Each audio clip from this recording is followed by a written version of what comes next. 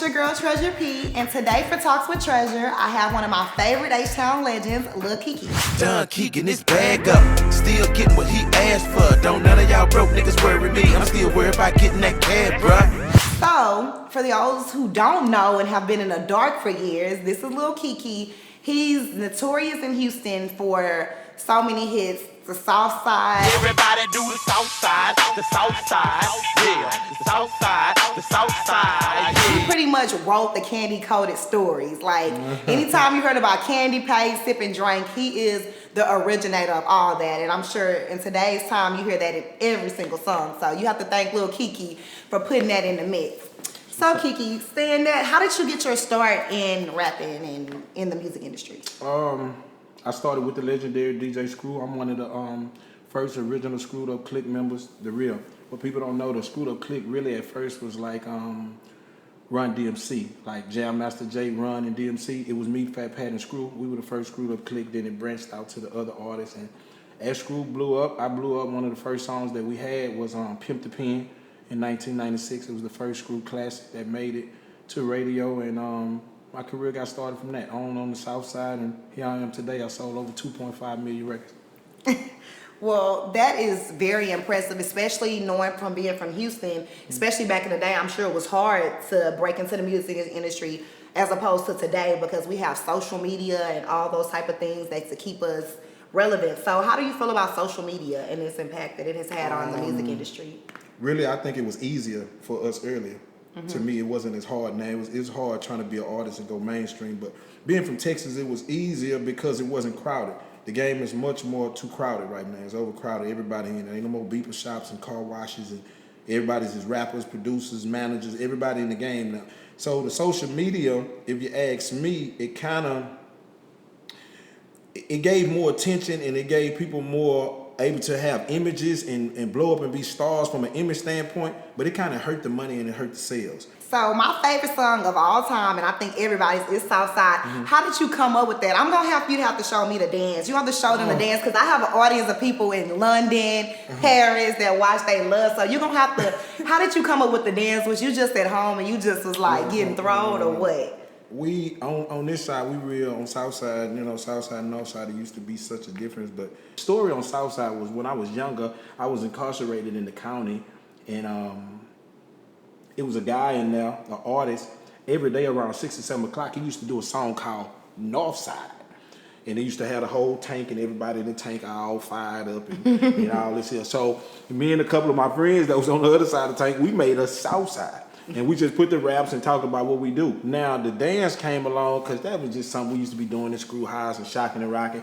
And people thought that song, Southside, was meant for a dance. It really was just talking about the Southside and rolling, and then the dance just was involved in it. It never really was like this a dance, like my Dougie or something, and let's make a song about it. It wasn't like that. It just transpired to be a dance, being a part of the song, but the song wasn't originally made for a dance. Wow, that's interesting because as soon as the song come on, everybody is ready to, rub your head and do the song. So I kind of thought maybe it correlated together. Well, it's a great song. There's times in my life where I wanted to get rid of it because people, that's all they wanted to know me for. But at the end of the day, I just look at it like like Raw Bass, It Takes Two, or some of those type of original songs. I love it. You know what I'm saying? It sold me a lot of records. It's still relevant to this day. It's my biggest song. Every family reunion, the Southside is gonna come on. Every black family reunion is gonna come on, and everybody gonna get out there and do the dance. Like even the little kids. My little brother is 8 years old, and he knows the Southside. So it's just amazing that you wrote Well, they didn't want song. to play it on the radio at first. It was a lot of beef and a lot of controversy about it. But as time progressed, and people don't know, man, Southside, when my album first came out, Don't Mess With Texas, in 1997, I sold more records on the North Side than I sold on the South Side, and it was amazing, you know what I'm saying? And my first concert in the city to do Southside was at Chocolate Town, and I'll never forget that. We had to go to the North Side to do this, and we actually rode in limos, guns in the car, scared, everything, because we had been in so much beef.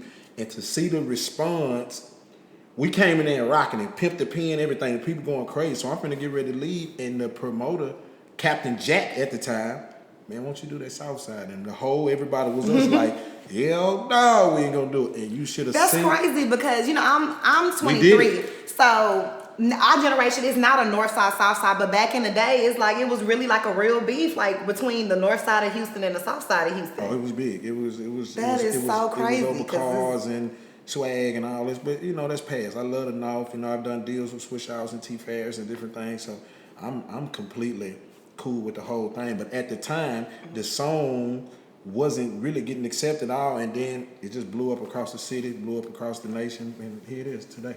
So let's talk about your new projects. What do you have coming up new?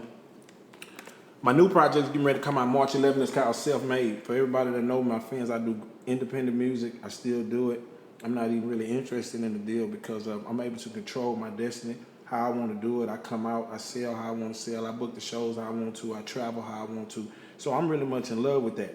Self-Made come out March 11th. It's going to be my 61st CD on iTunes. I have 61st? You have 61 CDs? I got 60 CDs in on a iTunes. matter of how many years? 20. 20. In 20 years. That is amazing. In a matter of 20 years, I got 60 CDs. This will be my 61st. Like I say, I've sold over 2.5 million by SoundScan, but so that means much, much more. Okay, you know in the hood you sold over 5 million. Yeah. So, it's great. You know, I still do big music with artists, big music with Plies, and music with Big Crit and Scarface. The last album I had Kevin Gates, 2 Chainz, Yo Gotti. So the affiliation is great, and I haven't had a reason to really move out. I get offered deals, I've been in deals, but I love controlling my own destiny and doing it. And to be honest, man, I'm just doing music to really enjoy it because I can be through. I'm finished. I'm great. I don't have to do shit else.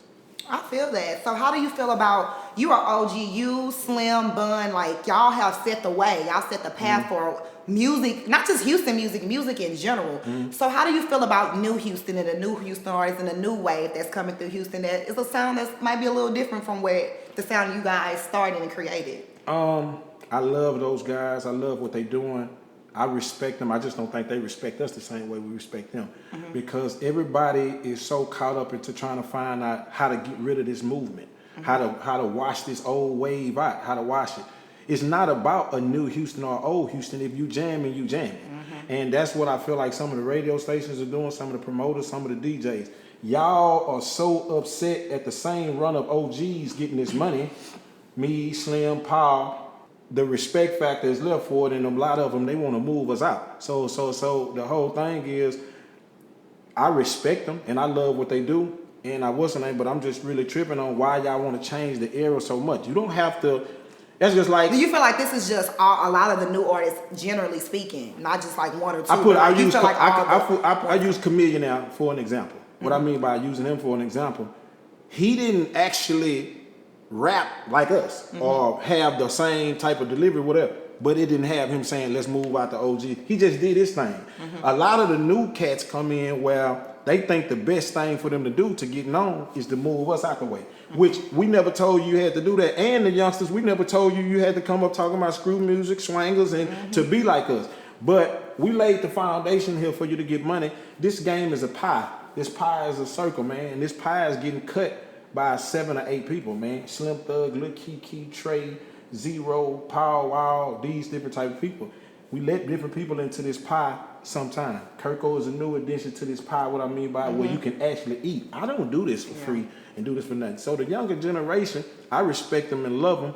I just think they're concentrating on too much about how to move us out the way when y'all should have embraced some of the people because we gonna get to the money. When Beyonce and them come down here, they call us. They not calling y'all yet. You know what I'm saying? So my whole thing was, I just think most of them want to shoe us and put us to the side, and we through with that music. And this ain't Atlanta. This is Houston. We love Atlanta. They do some of what we do. We do some of what they do. So I respect them, and this is how I always tell the youngsters. I hear y'all music right now in 2016 is February. I'm going to check for you in February 2017.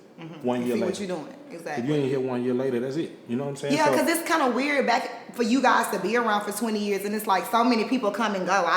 Well, for me, I know I've been knowing you since I was born. You know what I mean? And you have consistently had music throughout my lifetime. Where it's some people who, from high school to now, is like, where are they? So, what do you think is the reason why not just in Houston, but artists are not having the longevity that you guys have had? We don't even get a chance to fall in love with you right now. You drop a song on Monday, you drop another one Thursday, you drop another one Friday, you drop another one next Tuesday, a new mixtape in March, a new one in April, another one in June, 2 more in July. We can't even, y'all think flooding the market and going over. Nobody never gets to really fall in love with you or get to do nothing. Now you get somebody like Travis Scott come out of the song, we ain't hearing shit about him. We just hear that one song, next thing he blew it up off this song, we love it. That's the old game. Give us a chance to love your music and check you out. The game has changed, man, and I don't mind adjusting to it and doing none of that. First of all, the whole thing is all of them really caught up into the fame of the telephone. You know what I'm saying? Like, I'm glad I'm from the old era because we didn't have none of the phones and none of that to become stars. We had to really become stars in the streets, in the clubs, and with this music. Now, shit. That is so interesting you say that. That is so crazy. Like, people think they stars before they're stars because they get so many followers and so many likes and so much internet publicity. They don't realize, like, you're not holding like you are. You're just a hot topic. It always runs them into a rude awakening. You know what I'm saying? Like, for instance, like, you know, you build this shit up, get you 50, 60, 70, 80, 100,000 followers, however you got them. Put your couple chains on, taking pictures and Snapchatting all day. And then the promoter want to give you a bottle. Yeah. And then you put out an album and it don't sell anything. Then you put out these numbers, these history and these legendary stats that we made them off numbers. We didn't make them off Instagram, stars, Facebook. We made these numbers. Lil Keke's still here because he sold 2 million records. He sold records. That's why. And that's what it's about, selling. Like, the new stars, the new youngsters, they stars on the computer. They stars on the Instagram. They stars on the Facebook, which I'm not knocking. That's what you're supposed to be. But their rude awakening, what hurts them is you're not making no money because just because you're famous, yeah, exactly. We don't translate the money. There's only 2 kind of deals you can get right now. You either got to be an independent person that can sell some music, like me and Slim, on your own, or you got to have a deal. You're going to have to get a deal. Well, we from the era where you didn't have to have no deal. And so my thing to the youngsters, if you're going to blow yourself up on social media and play on that all day and try to get you a deal where somebody can get some money and hand you young, you should be wanting to run around. Me, I've been to the Dominican Republic, Jamaica, Hawaii, Bahamas last week. I travel a lot, and I'm able to do this on my own go and my own thing. When I was 21, 22, give me a deal. Let them people keep me on the road 5, 6, 7 days a week, gone 2, 3 weeks. I'm not doing that right now. I don't feel like doing that. So if I was them, and I was trying to blow up in that era, I'd be doing everything in my power to get me a deal or get some money behind me so I can have this star thing. Because there's some youngsters that love to be out all night, 7 days a week and travel and work like that. Make it work for you. But if you doing all that, smoking, drinking, going crazy on that, just to be a star on the Instagram, and it's not translating you, that's how you fall off in a couple of years. And that's when we check for you in a couple of years, and you're gone, the account dead and all that shit. And so the Instagram stars and all that and the new young generation, I like all of them. Some of the music that they do, I deal with it. I love a lot of them. I love Propane. I love Stunner Bam. I love all of them. I listen to certain type of music. Now, some of it I don't get. Yeah, some of it's just not your style. But it's fine.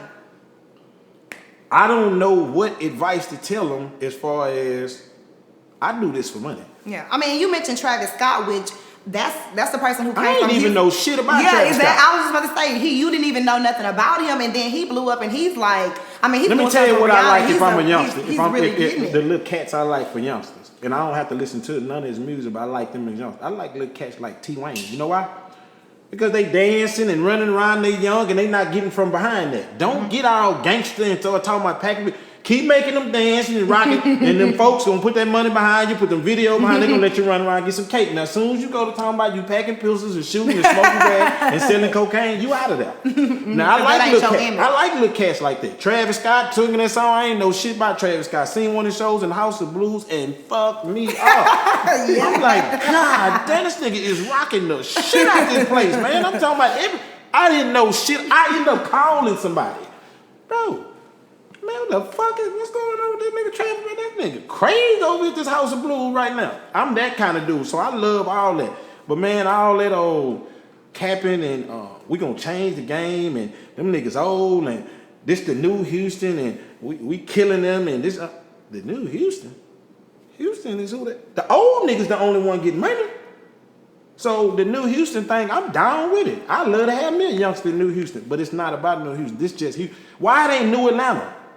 Old Atlanta, New Miami, old Miami. It's none of that. They just jamming and dropping shit. We got separations and I don't like that shit. Well, I don't even, from what you're saying, it's kind of like, I just think some people, they probably have a little envy. Like, at the end of the day, they kind of envy that they can't do it. So when you envy something that you can't do, you kind of like try to down talk it or downplay it when really, you really wish you could have had that same pattern, that same thing. So, how they embracing it gonna get you some money quicker.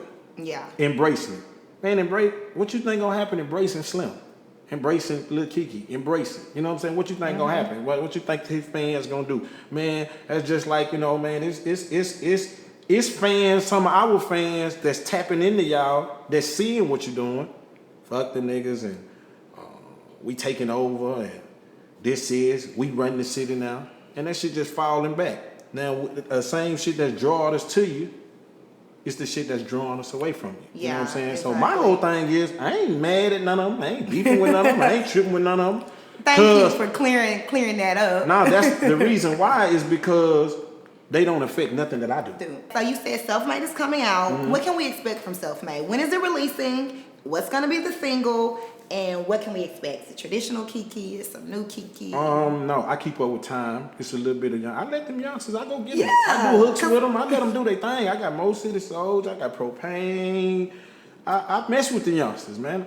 I always do. So Self-Made is more, it's a service to the community based on just being independent. See, Self-Made ain't all about selling crack and all that. You self-made, man. If you woke up, man, and you going to college and you want to be a nurse and you working 2 jobs and you trying to get it to graduate into the, if you a mom getting up in the morning, take your kids to school, working, feeding them, you self-made. Anybody that ain't got to be giving some self-made don't always mean I'm self-made. I've been doing this 20 years. I wake up when I get ready. I go where I want to do.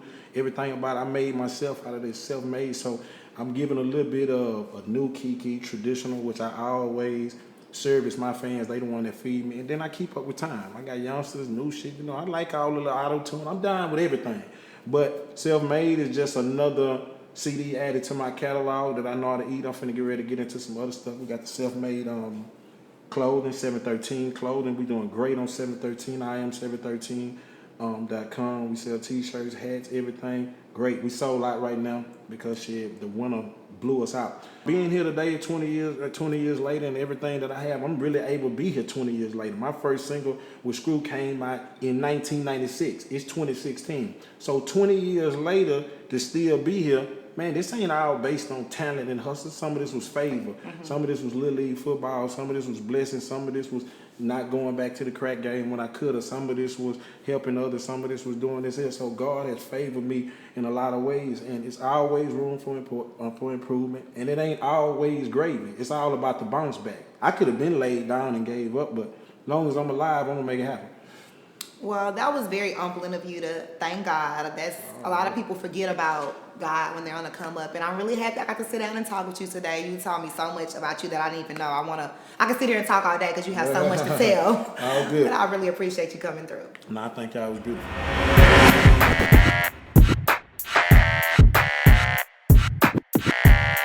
Thanks for tuning in to Talks with Tresure. We have so many great guests lined up, so stay tuned.